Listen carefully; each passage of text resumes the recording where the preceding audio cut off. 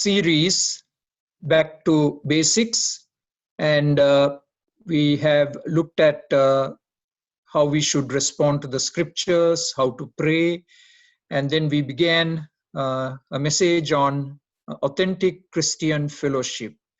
And today we want to look at part 2, but let me recap what we have learned so far. We said point A, the basics of Christian fellowship. And the basis of Christian fellowship is that we have a common Lord, we have a common life, and we have a common love.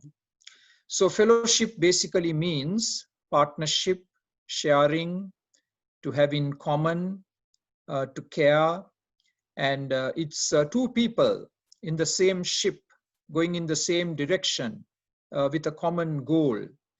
And point B, we looked at the barometer of fellowship.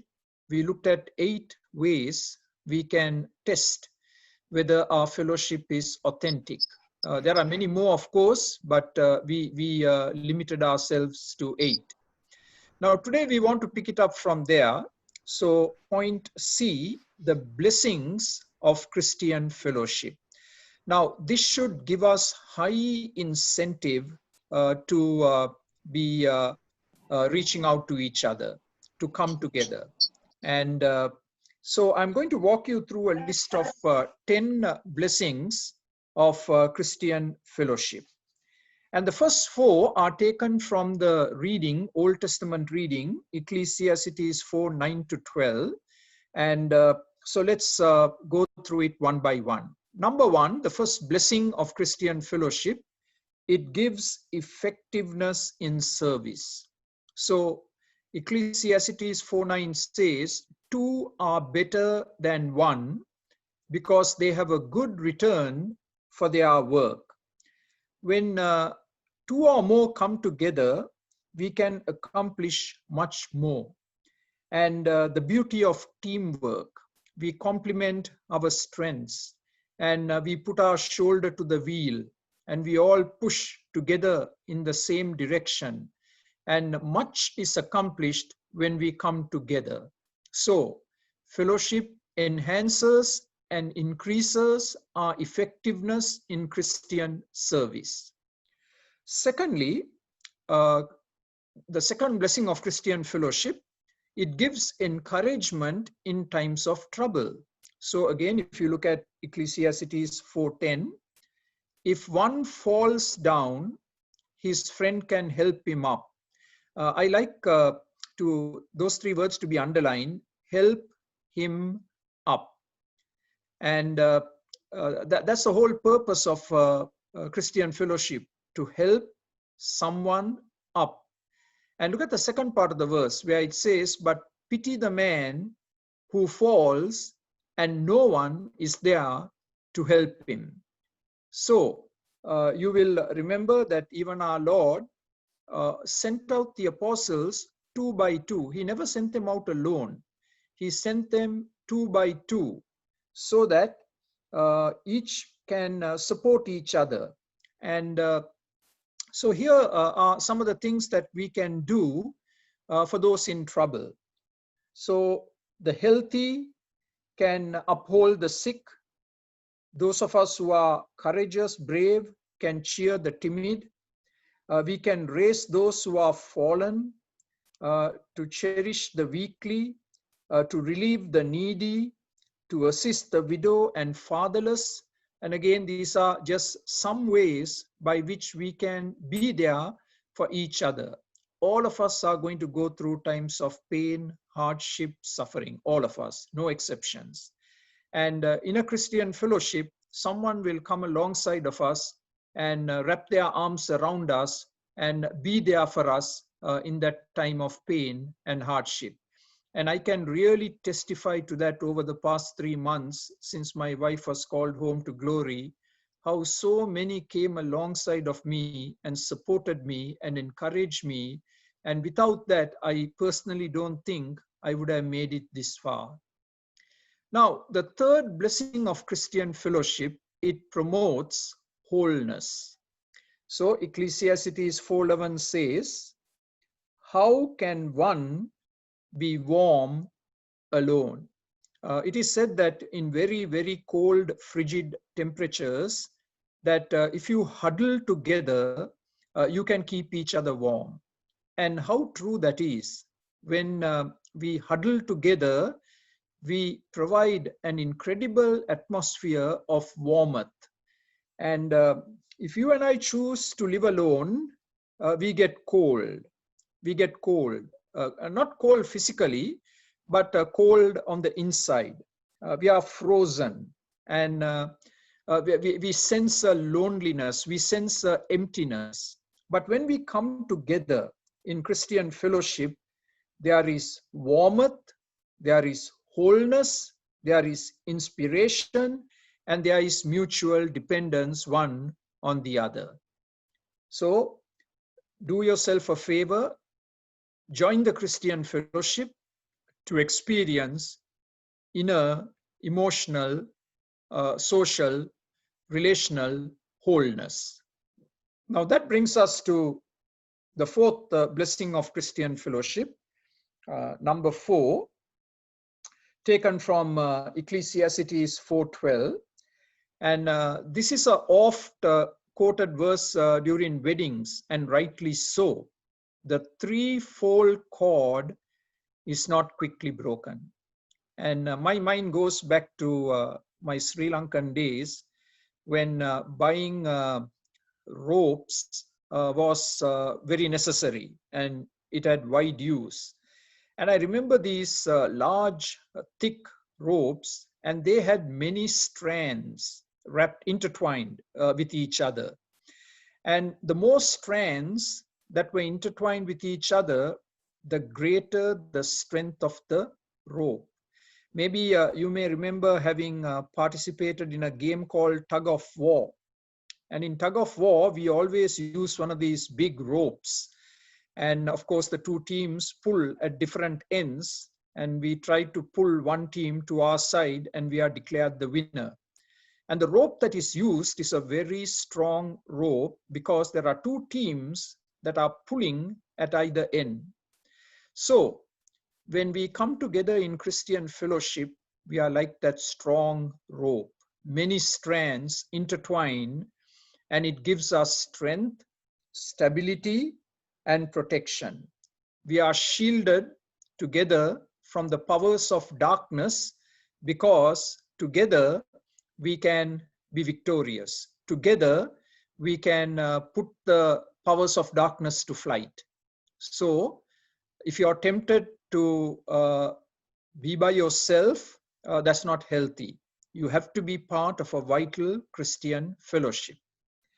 Now, the fifth blessing of Christian fellowship, you gain opportunities to see God's answers to prayer in the lives of others. And one example for this is the Thessalonian church. And in 1 Thessalonians 3, the Apostle Paul prayed for the Thessalonian believers. And one of the things that he prayed for them was that their love would increase and overflow. He prayed that their love for God, their love for each other, their love for a broken world would increase and overflow. And he prayed also for the increase of their faith, that their faith would grow. And then when he wrote the second letter, 2 Thessalonians 1:3, he is complimenting them. Actually, he is saying, God answered my prayer. And he's saying to these dear believers, your love is growing, increasing, overflowing, and it's amazing to see how your faith is also grown. And there you have that verse, 2 Thessalonians 1:3. Paul was profoundly thankful that the Thessalonians were living up to what he prayed. So in Christian fellowship, an amazing privilege is we are able to pray for one another. And then God takes our prayers and provides the answer in the life of the one that we are praying for. So what an amazing thing Christian fellowship is. Now, number 6, the sixth blessing of Christian fellowship, You receive confrontation from others, making yourself less vulnerable to the hardening deceitfulness of sin. I'm going to ask for that verse to be brought up, Hebrews 3:13, because that is a critical verse for all of us. But encourage one another weekly. No, that's not what the verse says. We don't do our encouragement on every Sunday. Encourage one another daily, as long as it is called today. Thank you for underlining those two words, daily and today. And the reason is given, so that you may not be hardened by the deceitfulness of sin. Satan is very cunning. Satan wants us to be deceived by sin. And it can happen very easily to any one of us. And today with social media and with all the modern gadgetry, it's very, very easy to be deceived by sin. So the purpose of Christian fellowship is that we can look out for each other, that we can call each other and check how we are doing, to see whether we are fallen by the wayside, as it were, because of the deceitfulness of sin. So again, a great privilege, blessing of Christian fellowship. Number 7, you are freed to confess your sins to a brother or sister and benefit by their prayers for you. So again, we are going to look at James 5:16 as it comes up on the screen. James 5:16. Therefore, confess. So that's the word that we are looking at. Confess your sins, and the word sins is mentioned. Your sins. And by sins, we mean our acts of disobedience, our failings, our weaknesses, our shortcomings. It's a big category. Confess your sins to one another and pray for each other so that you may be healed. Underline that word, healed. And that word healed refers to emotional healing, spiritual healing, and yes, even physical healing. This passage in James 5 is often used to pray for physical healing, anointing with oil in the name of the Lord by the elders of the church. But you and I need to be humble enough to be able to say, I need the help of my fellow brother and sister in this area of weakness, in this area of addiction, in this area of sin in my life, this besetting sin that is constantly tripping me up and causing me to fall. I need help. I need someone to come alongside of me, to pray with me, to speak into my life, so that I will be an overcomer, so that I will be victorious, so that I can live a life that pleases God. So that's the 7th blessing of Christian fellowship. Now, the 8th blessing of Christian fellowship is that it provides opportunities for us to grow in humility. So again, we are going to look at 1 Peter 5:5 as it comes up on the screen. 1 Peter 5:5. In the same way, you younger, submit yourselves to the elders. So that's the doctrine of submission, which is a subject by itself. And now watch what it says. All of you, whether you're young, whether you're old, doesn't matter what your age is, your spiritual maturity is, all of you clothe yourself with humility toward one another. Now, this is a dress. Please underline the word clothe. This is a dress that you and I have to put on intentionally by faith every single day. Every single day we change our clothes, we take a shower, we want to look presentable, we want to smell nice, look nice, right? And that's perfectly in order. But here is one dress that you and I cannot forget to overlook. We have to put this dress on, and it is called the dress of humility. You can symbolically put it on. You may not literally have a dress like that, but maybe you can invent one. And the dress of humility and toward one another. So just imagine what that will do in the husband-wife relationship. If you put on the clothing of humility, you will be quick to apologize, isn't it? You are not going to wait for the other to apologize. You will take that first step, and you will be quick to apologize if you are dressed with the dress of humility, right? So how do we learn humility in a Christian fellowship? One of the ways is through conflict, right? Because we are all human, and because we all still have a sin nature, we are going to hurt each other. Unfortunately, it'll happen. So how do I respond in a time of hurt, conflict? That will produce humility in me. Another way that we learn humility in Christian fellowship is by doing the menial tasks, to have a servant mindset and to do the menial task, right? Sweeping, cleaning, washing dishes, doing diapers in the nursery, right? The menial stuff, I mean, the stuff that people normally would not want to do. We learn humility by doing menial tasks. So you and I should always sign up for the menial tasks, and be the first to do it. And even without being asked to do it, we should do it. And in that way, in an amazing way, humility is created in our heart. And look at the promise that it says, God opposes the proud but shows favor to the humble. His grace flows, I think it's verse 6, his grace flows into the lives of those who are humble. So by being proud, we block the flow of God's grace into our life. That's a very frightening truth. By being proud, we block the flow of God's grace into our life. So we all need to exhibit the grace of humility so that we can relate to one another in a very beautiful way. Now, number 9, the 9th blessing of Christian fellowship, we make the gospel more visible to people in a dark world.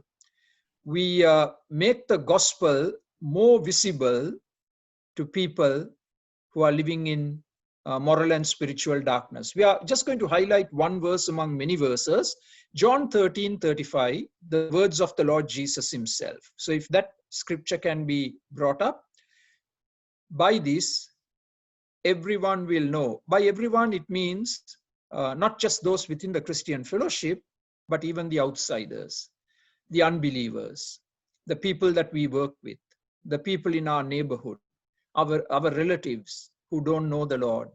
By this, everyone will know that you're my disciples. How?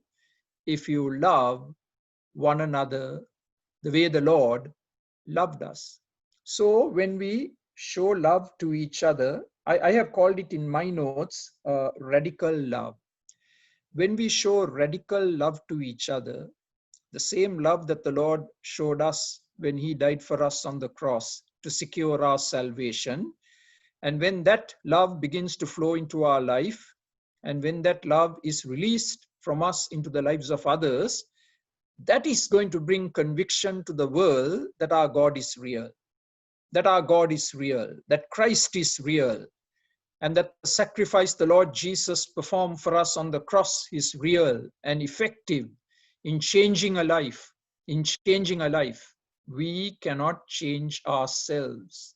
Let me repeat, we can't pull ourselves up by our own bootstraps. Our good works amount to nothing, zero. They are filthy rags in the eyes of a thrice holy God.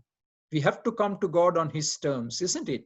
And when we respond to his love shown to us at the cross, and when we appropriate that love, and when we release that love into the lives of others, that's going to bring conviction to the unbeliever that our faith is real, our God is real, our Savior is real, and opens the way for them to come to a saving experience of salvation.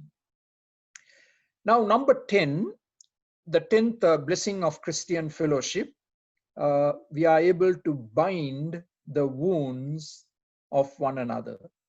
I love the Good Samaritan story. You know the story.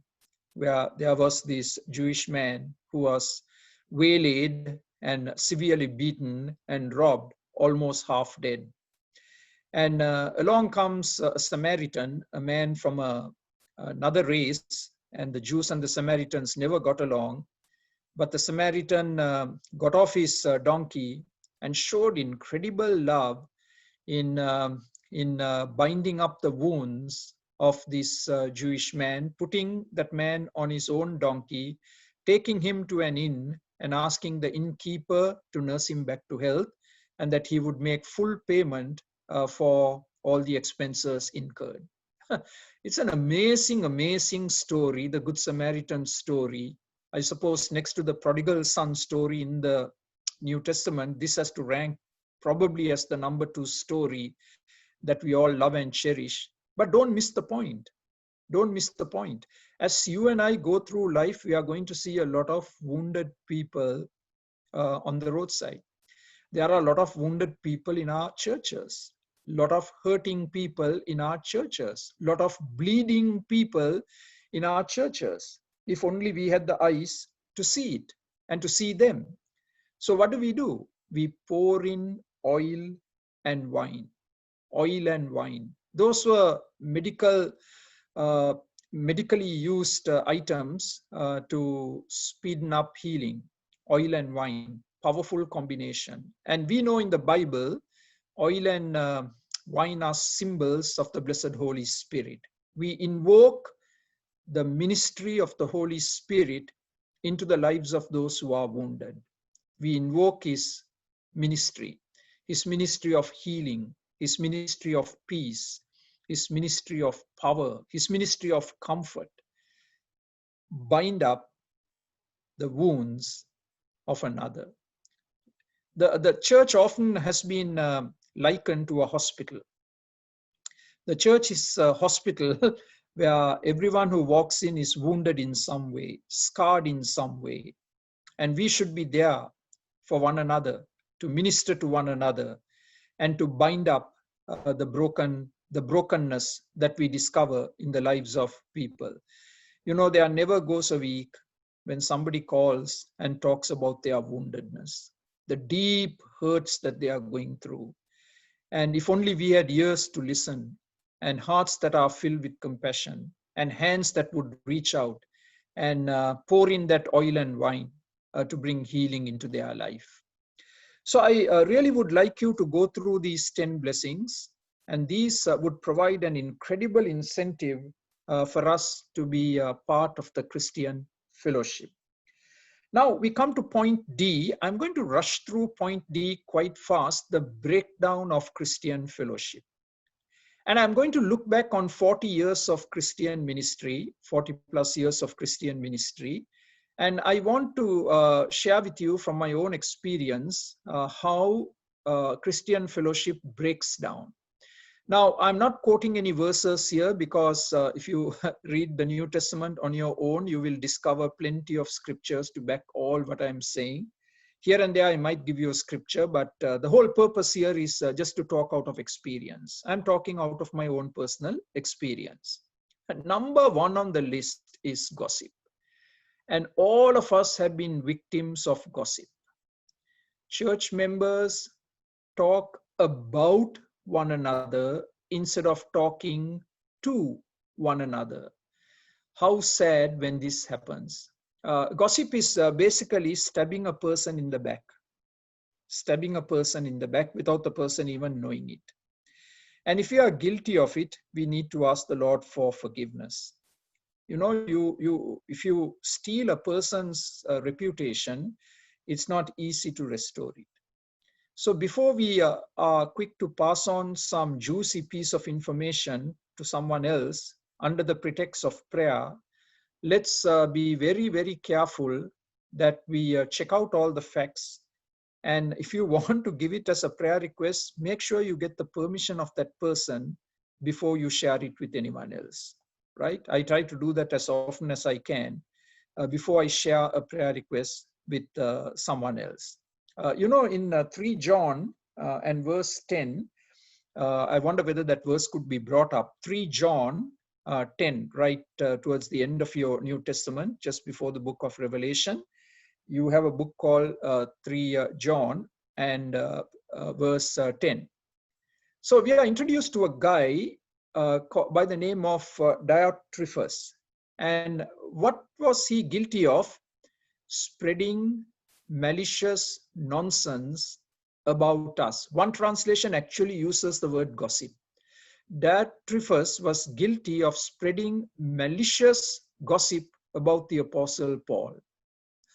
So even the Apostle Paul was gossiped about.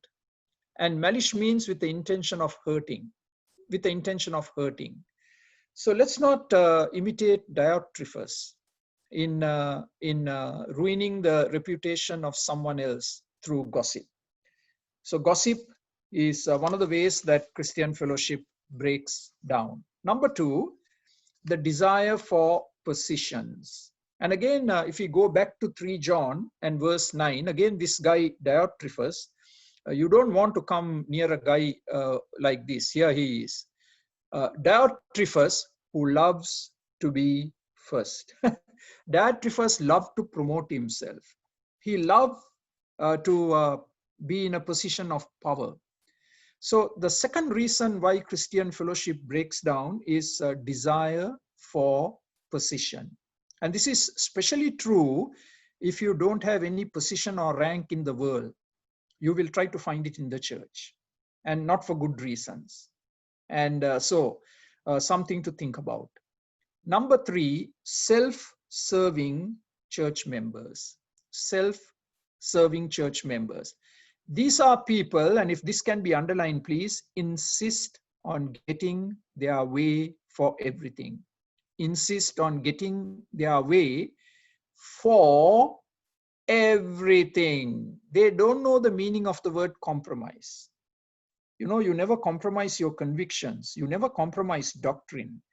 But you and I should be willing to compromise preferences, styles. We should be willing to compromise in the interests of the Christian fellowship. But self-serving church members don't know the meaning of the word compromise.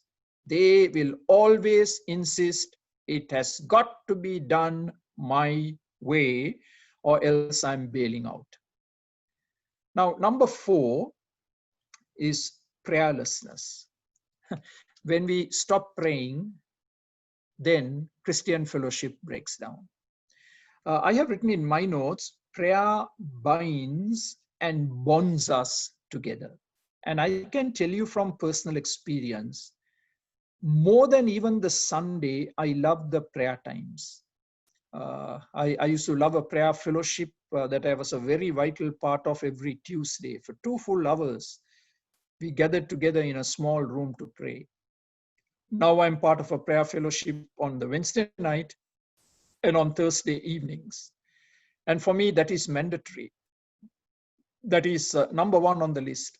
I won't sacrifice it for anything else, because I know the value of prayer, prayer groups, corporate prayer. Again, let me repeat, prayer binds and bonds us together in a way that nothing else can do it. Or let me use another analogy. Corporate prayer is a super glue that holds us together. You have heard it, right? In the context of marriage, a couple that prays will always stay together, right? That's true. When we pray, we are super glued to each other. You can't be separated if you pray together. So I want to encourage you, if you are not part of a prayer fellowship, to be part of it. It will really, really enhance the Christian fellowship, prayerlessness. Number 5 is lack of godly leadership.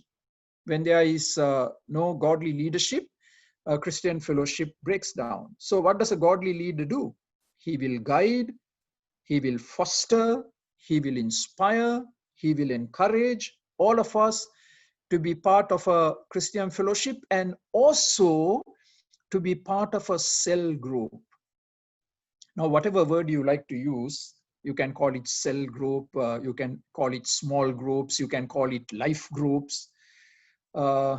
Doesn't matter what terminology you use, you got to be part of a cell group. Why? Because when we come together on a Sunday, we are a large number, right? Even 60 or 75 is a large number. You can't relate to everyone. But when you're in a small group of perhaps 6 or 7 or 8 people, you get to know each other deeply. You begin to relate to each other. You begin to minister to each other. And you begin to bond in a deeper way when you're part of a small fellowship. And that's why after the sermon, we put you into small groups so that you can not just only talk about what we discussed in the sermon, but you can speak into each other's lives. You can pray for each other. You can share your concerns with each other. So godly leadership has to ensure that small groups happen. So when there is a failure on the leadership, then Christian fellowship breaks down. Number 6 is worldliness. And by worldliness, we try to introduce worldly ideas and worldly methodology into the life of the local church. And worldliness gets us nowhere. If we try to imitate the world, we will become like them and we will lose our effectiveness. So we must be very careful we don't introduce worldly ideas and worldly methodologies into the life of the local church. It will break down Christian fellowship. Number 7 is the fear of confrontation. The fear of confrontation. My goodness, this is a huge, huge one. I see something in somebody's life. I am disturbed by what I see, but I choose not to act. Now, before I go any further, I need to make a clarification. My life must be in order first. I'm not talking of perfection. I'm not talking of perfection, right? But my life has got to be in order. By God's grace, I should be seeking to live the way that God wants me to live to the best of my ability, appropriating the grace of God. And if that is true, and if God shows me something in a person's life that is very disturbing, and I choose not to do anything about it, if I adopt the attitude, that's none of my business, we are failing. We are failing. Please remember that what God told Cain, or what Cain asked a question of God, am I my brother's keeper? Am I my brother's keeper? And the answer is very obvious, yes, you are your brother's keeper. If you care for your brother, if you love your brother, if you love your sister, and you see something that is detrimental to their spiritual health, emotional health, physical health, we should have the courage, lovingly, compassionately, and at the right time to be able to point it out to them, and not just point it out to them, to walk with them, to help them come out of it, right? So that's number 7. Number 8 is unhealthy criticism. Now, criticism has a valid place. Constructive criticism, we call it, right? And constructive criticism is we want to enhance the quality of our Christian fellowship. So there is a place for a constructive criticism. But here what I'm referring to is unhealthy criticism, where you are very quick to look out for the defects of others. You fail to even see the defects in your own life, and you jump on the defects of another person, and you just smash them in. That is not good.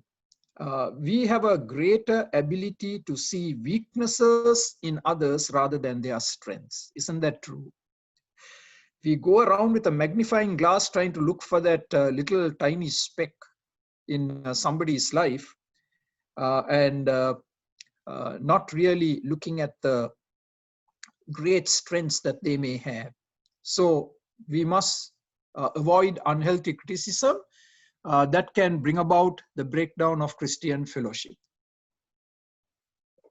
Now, number 9, indifference, ignoring others, neglecting others, the forming of cliques. This forming of cliques, I call it the Kumbaya group. Kumbaya group is whenever the service finishes, you run towards Jack, Joe, and Jill. I know those names don't appear at Grace church, so I'm very safe. Jack, Joe, and Jill. And if there is any Jack, Joe, Jill listening to me, my apologies. I'm just simply using it generically. We run towards Jack, Joe, and Jill every time. They are sick and tired of us. We are sick and tired of them, but we still go to them, right? We take that cup of tea and we sit under a tree and we sing Kumbaya till the cows come home. Clicks. You find it in every church. Very easy to spot them. And what happens? You ignore and you're indifferent to people who are desperately looking for a brother and sister to come alongside of them. No one talks to them. They are ignored. And the chances are very high that they may not come back to the church after that because they felt neglected. All churches struggle with this. I can tell you this. Number 9 breaks down Christian fellowship. Number 10 is a spirit of independence and isolation. This is where you have this board in front of you that says, leave me alone. Leave me alone.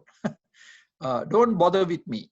Just leave me alone, right? And you always sadly have a few in any fellowship who have that attitude. Just leave me alone. Don't bother me. And if you belong to that category, you need to repent, right? God didn't save us so that we will live isolated, independent lives. We have to be interdependent, one with the other. That's what Christian fellowship is all about. So again, not an exhaustive list, but just something for you to discuss in your small groups. You can take this list of 10 and discuss it and see where and where you fail and what you can do to overcome it. Now, as we come to the close of this sermon, point D, building bridges of fellowship. Don't erect walls, build bridges. Can I repeat? Don't build walls. Erect bridges of fellowship. So I'm going to take everything that we learned over the past 2 Sundays and I'm going to put it in 9 words, all beginning with the letter C. How can you and I become more effective in Christian fellowship? Here are the 9 words. The first C word is connect. Connect with somebody. Start small, just with one other person first. I'm not asking you to connect with 10 people. I'm just asking you to connect with one person. And if you pray, God will show you who that one person is. God will show you who that one person is. Connect with one person and broaden it with the passage of time. But start small, connect. The second C word is communicate. You've got to talk. You don't just look at each other's faces. That's not going to take you anywhere. You communicate. So Ephesians 4:29 puts it this way, let no corrupting talk come out of your mouths, but only such as is good for building up. Can you please underline the 2 words building up? Building up. That's what you are trying to achieve in connecting. You want to build that person up, right? You want to impart grace into their life. They are all struggling in some area and you want to impart grace so that they can face up to what they are going through. Communicate. Yes, the grace of perseverance, the grace of endurance, whatever the case may be. Every sermon, every conversation is a means of final salvation. There are no meaningless moments, right? No meaningless moments. Life is awesomely meaningful at every moment. You never know how one simple conversation that you have with a person can change their life. You know, some years ago, I got a call, and I normally don't always answer all the calls that come, but this morning I was led to picking up the phone. I picked it up, and at the other end was the lady, and I could hear a sigh of relief. And the lady said, you know what? If you hadn't picked up that phone, I was going to commit suicide. I was going to take my life. You were the last straw. And if you didn't answer, I would have taken my life. I began to sweat in a hurry. And my goodness, for the next half an hour, I listened to that lady. I had ministered to the family. She was going through incredible pressure. And she had come to the end of herself. And she decided, you know what? I want to take my life. Now, that is a very extreme example, but you never know how you can bring change into a person's life through a simple conversation and through something very simple that you say as guided by the Holy Spirit. Number 3, how do you build bridges? You show care and concern. How are you is a good question, really. The problem is we give a very answer that we don't even think about. Oh, I'm fine. But you know, in reality, none of us are fine. We all have an area of hurt. So be honest in your answer. When somebody approaches you and says, how are you? Be honest enough in saying, I'm hurting today. I'm struggling today. I'm really fearful today. I'm worried today. Give honest answers and let that person minister to you. How are you? How is your family? How is Jack? How is Joe? How is Jill? How is Bob? Inquire, and listen when answers are given. Listen when answers are given.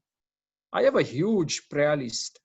Every time I talk to people, I record names. I write a statement by the side of it as to what I should pray for intelligently. And when I go for my prayer walks, I cover all these people in my prayer. And from time to time, I would give them a call. Hey, how are you doing? I prayed for you. I prayed for your situation. That is care and concern. The fourth word I want to highlight is the word comfort. The purpose of Christian fellowship is to provide comfort.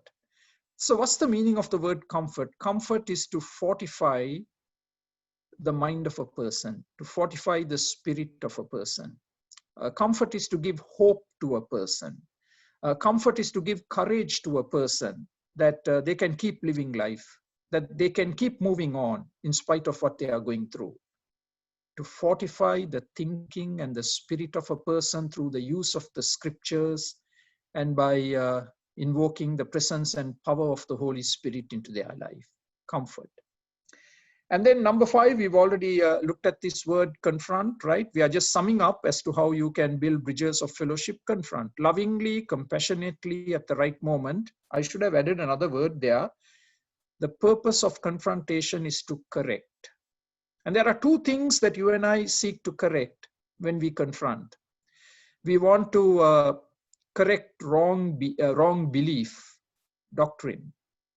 When you listen to people, they would say something that causes your antennas to go up. Hey, there's something wrong in their thinking. They're not thinking biblically. And recently I had to correct a few people when with all good intentions, they said, may Indrani rest in peace, R.I.P. I said, no, that's totally wrong. She experienced the rest of salvation when we trusted Christ for salvation. So R.I.P. is out of order. She already has found a rest in Christ. Instead, learn to say rejoicing in God's presence. That would be more biblical, more accurate, right? Simple. I mean, just what you hear, how you can correct. You correct wrong belief and you also correct wrong behavior. B&B, belief and behavior. That's the purpose of confrontation. That behavior is not appropriate. You've got to change. It's not biblical. That's loving confrontation. The next word is the word confession, right? We have already looked at it. Confess is to admit that I'm struggling. I'm not in denial. To confess is to say I'm not in denial. I'm facing reality. This is the reality of my situation. And we want somebody to help us. That's confession. Compliment, we don't do it too much. Compliment is to express appreciation. Paul was always thankful to God, and he was also thankful to people. So expressing appreciation for something that somebody does, right? For a kind act, for a sermon that blessed your heart, right? Preachers need encouragement. Let me tell you that I talk to preachers all the time. And many preachers are discouraged because they don't know how their sermons are being received. And it's always good when you listen to a sermon of anyone and to be able to say, Pastor, that sermon ministered to me, particularly point 1, point 5, whatever the point was, it ministered to me. And to encourage the pastor, to compliment. And then, of course, number 8 is to counsel. The purpose of Christian fellowship, building bridges, is to counsel, to give advice from the Bible into the situation a person is facing, to give advice. And finally, to call upon the Lord, to pray. You build bridges through prayer. I do this much more now than before. When I'm involved in a conversation, at the end of it, I say, can I pray over you now? Right now, can I pray over you? I have done it on the roadside. I have done it in open air spaces. Of course, I've done it in buildings, in homes, in offices, in churches. You can do it over the phone. Can I pray for you now? And what a blessing is imparted through your prayers. Very often when I say I'll go home and pray, often I forget and I don't even do it. But when you pray on the spot, you're invoking the presence and power of God into that person's life. So let me pray now as we have talked about Christian fellowship. Thank you, Lord, for these 2 sermons, and there is so much that we have squeezed into it, and so much to think about, so much to analyze, so much to apply to our personal life, so much that we can share with others. Oh Lord, I thank you that our fellowship is with you, but also our fellowship is with one another. And thank you that heaven is a place of unbroken, unending, eternal fellowship, and how we look forward to that. Bless us as we continue to fellowship with you and fellowship with each other. In the name of the Lord Jesus Christ, we pray. Amen.